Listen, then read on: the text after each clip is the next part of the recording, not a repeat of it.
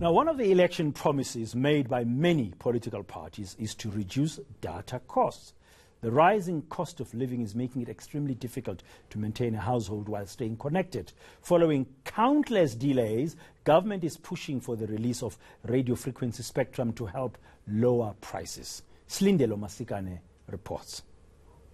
Hashtag data costs must fall. The phrase on many lips, and government seems to be listening.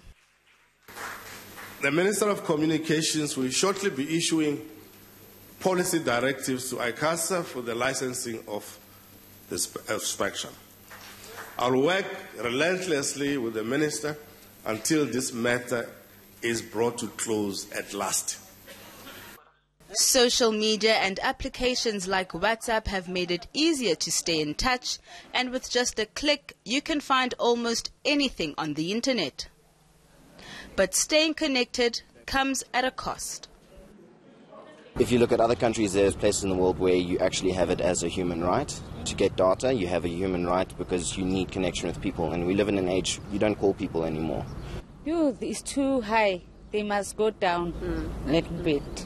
It's extremely high because it gives children a difficulty in finding their way to schoolwork, education, services, and all that. Mom, tell me about data costs. Are you affected? Not at all. I'm using telecom data and it's 100 Rand for 1 meg and I'm quite happy. It's too high. I think government must do something about this. The bad news for consumers is plenty of work still needs to be done before the much-hyped drop in data prices linked to spectrum becomes a reality.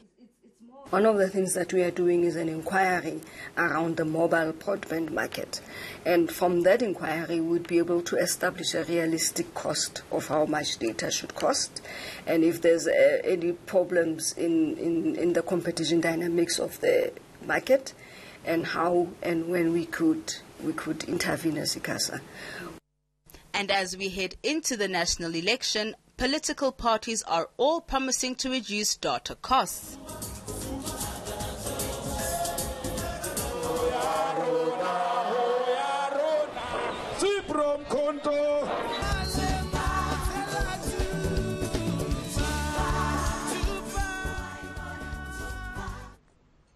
Civil society group The Right to Know campaign says big players have a stronghold on the market with citizens at their mercy. We were very concerned when President Ramaphosa reversed the proposal to democratize access to spectrum and give spectrum to the big bullies of MTN and Vodacom. Ramaphosa needs to reverse that decision. He says the president should roll out fiber aggressively so people aren't held hostage by large corporates. Slindelo Masikane, Johannesburg.